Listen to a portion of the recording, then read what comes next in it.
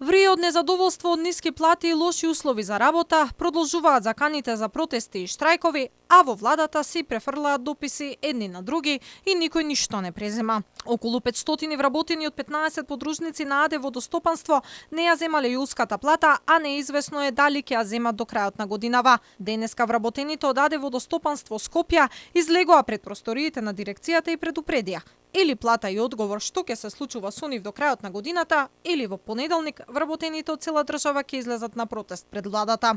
Синдикатот уште минатата недела испратиле допис до владата, а од Илинденска само им одговориле дека случајот го препратиле кај вице-премиерот за економски прашања. Во истиот допис нема ни конкретно решение на како би се решил проблемот.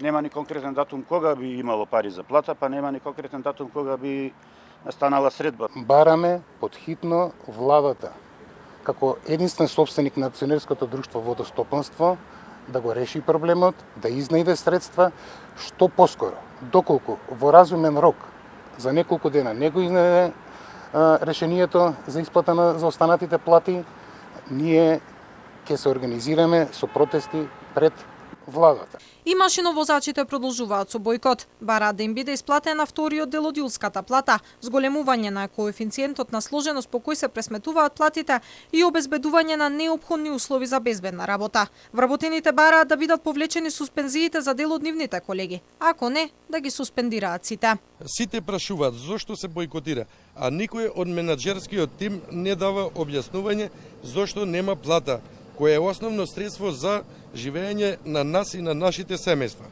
Крајно време е одговорноста за нефункционалноста и пропаста на железницата да ја превземе менаџерскиот тим и владата. Доста покажуваат со прст во нас. Крајно време е да го свртат прстот кон себе за состојбата во која не донесоа. Зголемувањето на функционерските плати за 78% ја помина црвената линија кај работниците од сите сектори.